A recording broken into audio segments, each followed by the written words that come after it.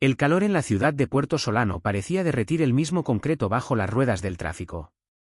Las llantas se volvían blandas y el aire vibraba con una densidad pegajosa. Mauricio, sentado en el asiento trasero de su flamante Arcadia V8, tenía los ojos entrecerrados, disfrutando la brisa artificial que emanaba del aire acondicionado. Recordaba aquellos días en los que un coche propio era un sueño, y uno como este, una fantasía ridícula. Ahora, su nombre adornaba carteles en todo Monte Arena. Mauricio sonrió para sí.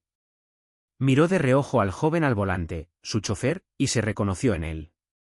Había comenzado como obrero en un taller de empaques. Luego, gracias a su empeño y una pizca de suerte, llegó a ser conductor del director de la fábrica. Para entonces, aquello era su mayor logro. Hasta que, hurgando entre sus cosas, encontró un cuaderno viejo donde de niño había anotado sueños, objetivos, planes. Al leerlos, se dio cuenta de que no había cumplido ninguno. Había crecido, sí, pero también se había conformado. Entonces vendió su pequeño apartamento, dejó su trabajo, y se lanzó a emprender. Su pareja lo abandonó entonces, llamándolo perdedor. Le dolió, claro. Pero no se detuvo. Construyó su propia agencia de bienes raíces y con los años se convirtió en un referente en toda la región. Ese día inauguraba una nueva sede de la empresa en uno de los barrios más antiguos de la ciudad. Sabía que le esperaban medios, entrevistas, adulaciones. Pero antes quería revisar todo personalmente. A Mauricio le gustaba el orden. Un paso en falso y todo podía tambalearse, pensaba. Al salir del coche, el sol cayó sobre él como una losa. Se colocó las gafas oscuras y avanzó entre los curiosos y periodistas que se congregaban. El arco de globos en la entrada combinaba con los colores del logo. El letrero de neón brillaba con elegancia. Los empleados lo recibieron con respeto casi reverencial. Mauricio era exigente pero justo. Les daba motivos para crecer, y ellos lo sabían. Supervisó el catering, sonrió al ver las canastas de frutas para los niños que vendrían con sus madres. Aunque él no tenía hijos, sentía debilidad por los pequeños y siempre buscaba alegrarles el día en eventos como ese. La música comenzó a sonar. Los primeros invitados llegaban. Mauricio salió a observar las danzas típicas que los artistas locales ofrecían. Entonces, una voz temblorosa interrumpió su contemplación: «Hijo, disculpa que te moleste. No suelo pedir limosna, pero...». Una anciana, encorvada y de ropa ajada, le hablaba. Mauricio sintió algo removerse dentro. Le dio un billete sin mirar. Pero al ver sus pendientes, se quedó petrificado. Los recordaba. De un tiempo remoto. ¿De dónde sacó esos pendientes?, preguntó. La mujer palideció. Dijo que su difunto esposo se los había fabricado. Mauricio la reconoció. Era doña Eulalia. La mujer que había salvado a su madre y a él cuando su padre los echó a la calle. Les dio techo, comida, dignidad. Doña Eulalia, dijo, con la voz rota por los recuerdos. Ella se tapó la boca al reconocerlo. Tú eres el niño, el pequeño Mauricio. Antes de poder hablar más, la prensa los rodeó. Cuando quiso buscarla, ya había desaparecido. Se marchó a su oficina central y llamó a su madre. Debemos encontrarla, dijo. Su madre le dio la antigua dirección de doña Eulalia. Pero había vendido su apartamento. Nadie sabía dónde estaba. La buscó por varios días. Recordaba a la bebita de doña Eulalia, Celina, que apenas lloraba al verlo. Ese llanto de recién nacida se le había quedado en el alma. Finalmente, uno de sus asistentes la encontró. Vivía en una zona rural a 2 horas de la ciudad, en una casa vieja, llena de goteras. Mauricio fue hasta allá. Cuando doña Eulalia lo vio entrar en su patio, rompió en llanto. Pensé que no me buscarías. No me queda ni té para ofrecerte. Con el dinero que me diste aquel día, compré harina, medicamentos para Celina. ¿Qué le pasa a Celina? Y entonces doña Eulalia le contó. Todo. El intento de abuso por parte de un político local. La caída por las escaleras. La falsa operación. La pensión miserable. La venta del apartamento. El silencio de la justicia. Mauricio apretaba los puños. Quiso ir él mismo a encarcelar a ese hombre. Prometió encargarse de todo. Llevar a Celina a los mejores médicos. Reabrir el caso judicial. Buscar justicia. Ahora me tiene a mí, doña Eulalia. Usted me salvó.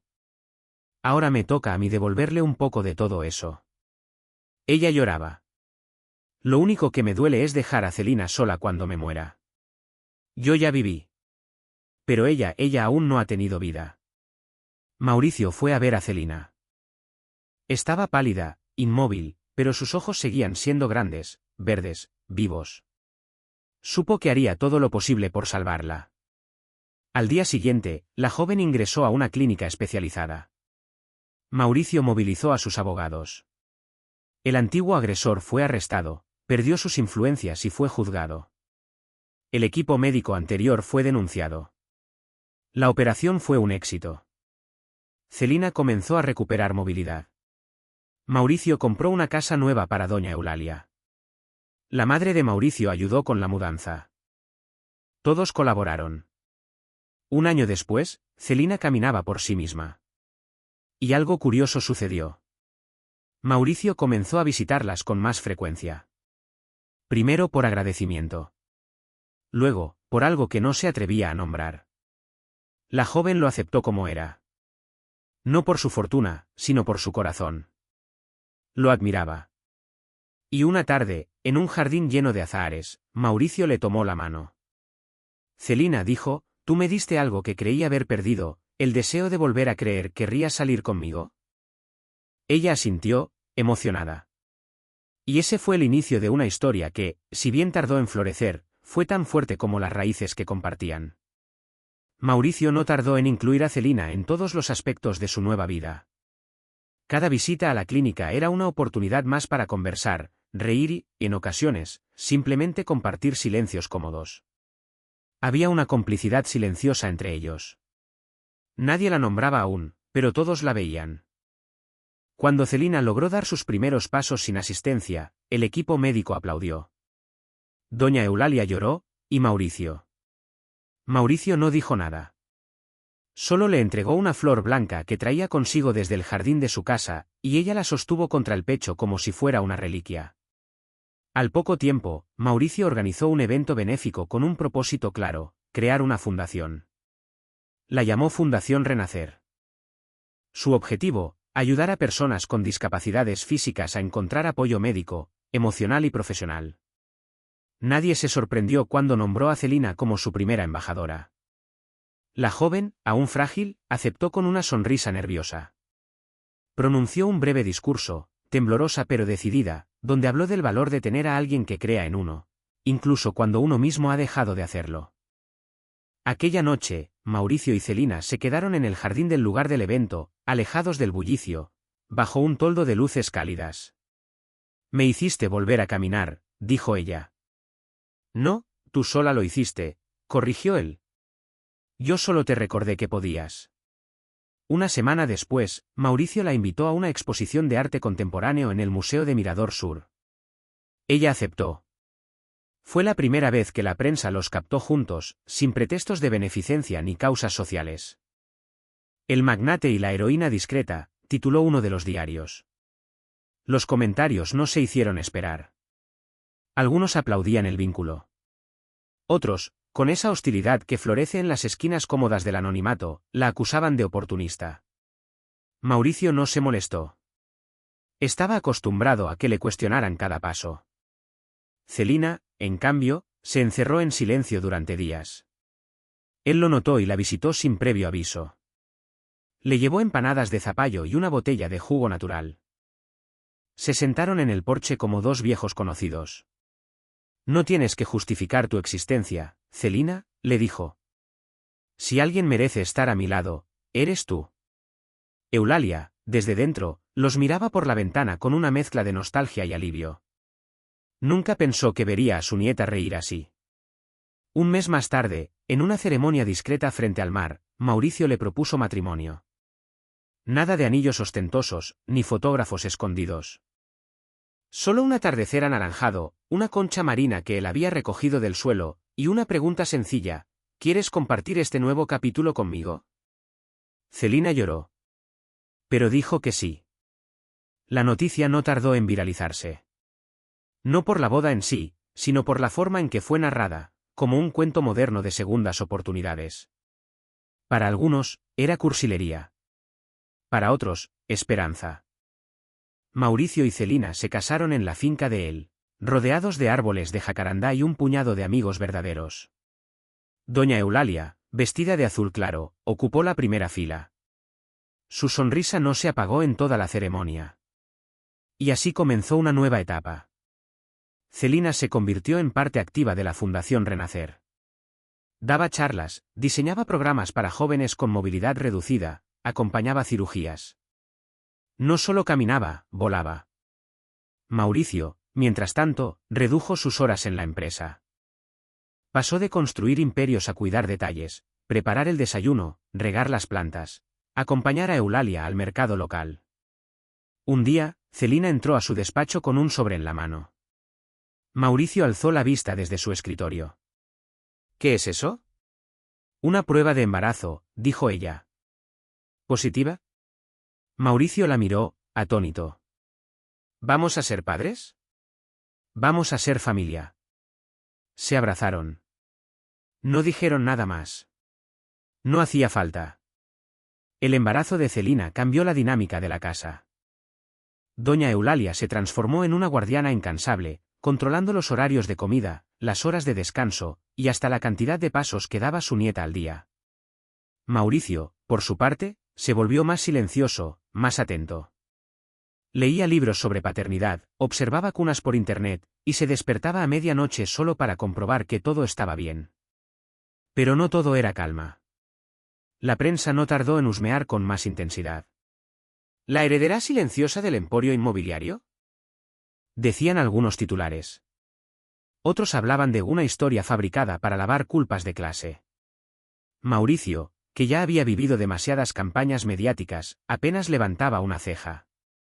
Pero Celina lo sentía distinto. Esa presión, ese juicio constante, le pesaba como una sombra. Un día, mientras paseaban por el Parque de las Magnolias, ella se detuvo en seco. ¿Alguna vez te ha dado miedo ser feliz?, preguntó. Mauricio no respondió de inmediato. Miró los árboles, el reflejo del sol en el lago artificial. No. Me da más miedo acostumbrarme a no serlo. Celina asintió, como si aquello explicara algo más profundo de lo que él imaginaba. El bebé nació en una madrugada lluviosa. Fue una niña, a la que llamaron Abril, en honor al mes en que doña Eulalia encontró por primera vez a la madre de Mauricio, temblando con su hijo en brazos frente a la puerta de su casa. Abril lloró con fuerza, como si supiera que había mucho que compensar. Celina, exhausta pero firme, la sostuvo contra su pecho mientras Eulalia la miraba con los ojos llenos de pasado. Es fuerte, dijo la anciana. Como su madre. Y su abuela. Los primeros meses fueron una mezcla de desvelo, ternura y aprendizaje. Mauricio renunció temporalmente a sus funciones ejecutivas y trabajaba desde casa. Cada pañal cambiado, cada biberón calentado, lo hacía con una especie de reverencia callada. Y entonces ocurrió lo inevitable. Una noche, mientras Abril dormía y la lluvia repiqueteaba suave en el tejado, Celina se acercó con una idea. Quiero que la fundación tenga un ala nueva, dijo. ¿Otra clínica? No, una escuela. Para niños con discapacidades. Un lugar donde no tengan que adaptarse a un sistema que nunca fue hecho para ellos. Donde se adapte el sistema a ellos. Mauricio la miró como si la viera por primera vez. Y en cierto modo, era así. Hagámoslo, dijo, sin dudar. La noticia se difundió semanas después. Fundación Renacer abriría la primera escuela inclusiva de la región, con tecnología adaptada, profesores capacitados y un enfoque centrado en la dignidad, no en la lástima. Celina se convirtió en símbolo nacional. La invitaron a entrevistas, paneles, foros internacionales. Pero ella se mantenía firme, hablaba de sistemas, no de historias personales.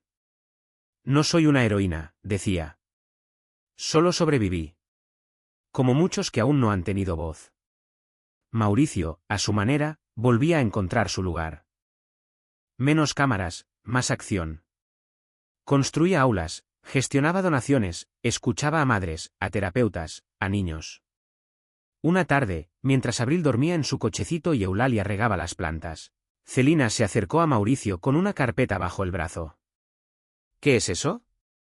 Los planos para la segunda sede. En el norte. Ya tenemos el terreno. ¿Tan pronto? La lista de espera ya duplica la capacidad actual. No podemos dejar a nadie atrás. Mauricio la miró con una mezcla de orgullo y rendición. Ella ya no era la mujer a la que había salvado. Era la que estaba salvando a otros. ¿Y qué hago yo en todo esto? Preguntó en broma. Celina le dio un beso en la frente. Tú me enseñaste a creer que era posible. La segunda sede de la Fundación Renacer se inauguró un año después en la ciudad de Alto Cedro, una región montañosa donde el acceso a salud y educación era más una promesa que una realidad. Mauricio asistió a la ceremonia de apertura con Abril en brazos y Celina a su lado, serena como siempre, pero con esa mirada de quien ya piensa en el siguiente paso. Para entonces, su historia había cruzado fronteras. Revistas europeas hablaban de El milagro de Monte Arena. Universidades pedían a Celina como conferencista. Incluso un documental sueco comenzó a filmarse sobre la fundación y sus fundadores. Mauricio observaba todo con una mezcla de orgullo y extrañeza. El joven que había dormido en un banco con su madre ahora compartía paneles con ministros y CEOs. Pero no se sentía lejos de sus raíces. Al contrario, cuanto más alto llegaba, más claro le quedaba de dónde venía. Abril crecía rápido. Tenía la sonrisa de su madre y la obstinación de su abuela. A los 2 años ya corregía a Mauricio cuando él pronunciaba mal los nombres de los colores. Doña Eulalia, ya en su 9ª década, insistía en preparar su desayuno cada mañana. Lo único que me mantiene viva es tener a quien cuidar, decía entre risas. Un día, mientras revisaban planos para una futura residencia para madres adolescentes con discapacidad, Celina se detuvo en seco. ¿Qué pasará cuando ya no estemos? Mauricio la miró. ¿En qué sentido? La fundación. Nuestra hija. Todo esto. ¿Cómo evitamos que se convierta en otra institución sin alma? Mauricio lo pensó un momento. Formamos gente. Dejamos un equipo. Creamos cultura. Pero sobre todo. Hizo una pausa, confiamos en que el ejemplo vale más que el mandato. Celina asintió, pero no parecía del todo convencida. Fue entonces cuando decidieron hacer algo más, comenzaron a grabar todo. No solo registros administrativos, sino conversaciones, decisiones difíciles, historias de los primeros beneficiarios. Un archivo emocional, lo llamó Celina. Mauricio lo describió como el corazón digital de la fundación. Mientras tanto, Abril comenzó la escuela. Celina y Mauricio eligieron una institución modesta, inclusiva, sin lujos. No quiero que piense que el mundo se parece a nuestra casa, dijo Celina. Y así, entre mochilas con dibujos, meriendas de fruta y cuentos de camino a casa, la familia se mantenía anclada. Una noche, mientras Abril dormía y la televisión mostraba una entrevista antigua de Celina en un programa de noticias, Mauricio notó que ella estaba callada. ¿Todo bien? He pensado en escribir un libro, respondió ella, como quien dice que irá al mercado. ¿Sobre qué? Sobre la vida. Sobre caerse. Sobre levantarse. Sobre no ser perfecta. Sobre cómo no basta con sobrevivir. Hay que transformar. Mauricio sonrió. Entonces hazlo.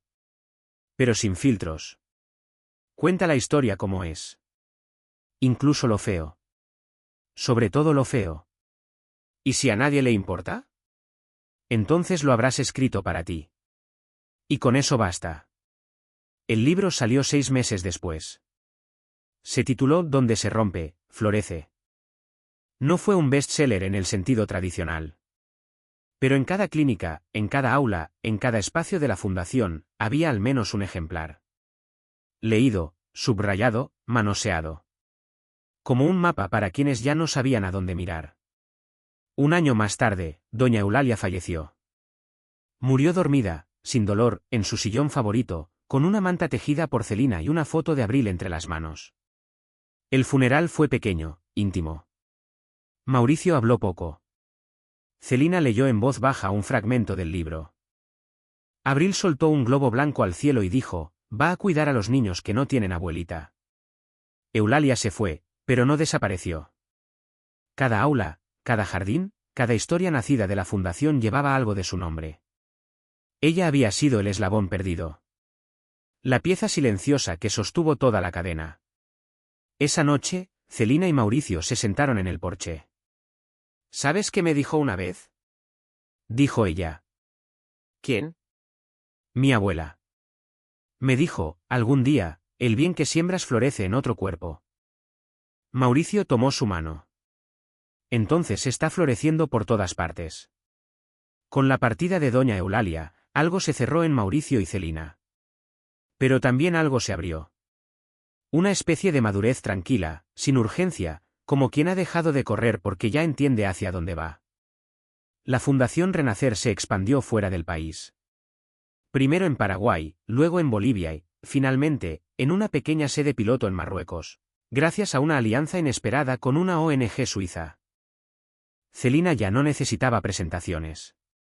Su nombre se asociaba con dignidad, no con caridad. Mauricio, por su parte, hablaba poco en público, pero cuando lo hacía, todos escuchaban. Su sencillez imponía más que cualquier discurso. Abril cumplió 7 años con una fiesta modesta en el jardín. Eligió no invitar a más de 5 amigos, para que nadie se sienta solo, explicó. Celina la observaba con una mezcla de risa y asombro. Es como si hubiera nacido sabiendo cosas que yo aprendí a golpes, le dijo a Mauricio. A veces la vida se salta generaciones y les entrega lo que a nosotros nos negó. Ese mismo año, Abril comenzó a interesarse por la música. Tocaba el violín con disciplina obsesiva. Celina y Mauricio la llevaban a sus clases todos los jueves por la tarde, sin excepción. Era su ritual sagrado. Una tarde, al salir de una de esas clases, Abril preguntó desde el asiento trasero. ¿Por qué la gente dice que ustedes salvaron muchas vidas? Mauricio y Celina se miraron. Era la primera vez que Abril hacía una pregunta así. Porque ayudamos a que algunas personas volvieran a caminar, a estudiar, a sentirse queridas, respondió Celina. ¿Como tú, mamá? Sí, como yo. Entonces yo también quiero salvar vidas. Mauricio sonrió. Empieza por cuidar la tuya, hija. Lo demás llega solo. Abril asintió, como si eso lo resolviera todo. Los años pasaron. Celina escribió otro libro. Mauricio fue invitado a dar una conferencia TED en Buenos Aires, donde relató la historia de su madre, la banca del parque y el cuaderno de sueños infantiles que nunca cumplió hasta que dejó de ignorarlo. Mi vida no cambió por dinero, dijo frente a la audiencia. Cambió porque alguien creyó en mí cuando yo ya no lo hacía. Y esa persona tenía el rostro de una anciana de voz temblorosa y unos pendientes que contaban historias. El vídeo de la charla se volvió viral. La fundación recibió miles de mensajes. Algunos querían donar. Otros solo querían contar su propia historia. Gracias por recordarme que todavía valgo, decía uno. Estaba a punto de rendirme. Ahora no. Y entonces, sin que nadie lo planeara, sin que siquiera lo nombraran, comenzó a gestarse algo nuevo. Una red espontánea de personas que querían replicar el modelo en sus barrios, sus pueblos, sus países. Lo llamaban el efecto Renacer. Celina y Mauricio no intervinieron. Solo observaron. Habían plantado una semilla. Y ahora florecía en terrenos que nunca pisarían. Una mañana, Abril, ya adolescente, los reunió en la cocina con una noticia. Me aceptaron en la Escuela Internacional de Música en Praga. Silencio. Luego, lágrimas. Luego, abrazos. Celina temblaba. Mauricio le acariciaba la espalda. Vuela, le dijo su madre. Pero no olvides de dónde vienes. ¿Y si me pierdo? Entonces escucha. Siempre hay una nota que suena como casa. El día de su partida, Mauricio le regaló una libreta de cuero. Para tus composiciones, le dijo. Abril la abrió. En la primera página había una frase escrita a mano. Donde se rompe, florece. Esa noche, solos en casa, Celina y Mauricio se sentaron en el sillón de doña Eulalia. Afuera llovía despacio. Dentro, el mundo estaba en paz. ¿Y ahora?, preguntó Celina. Ahora descansamos, respondió él. ¿Eso hacemos los que hemos sobrevivido? No. Eso hacen los que, al fin, han vivido. Cerraron los ojos. No dormían. Solo respiraban. Y en ese silencio suave, lleno de memoria y ternura, supieron que su historia, esa que comenzó en una calle polvorienta, bajo un sol inclemente, no había sido sobre fortuna ni fama. Había sido sobre volver a creer. Y creer, como descubrieron, es otra forma de volver a empezar.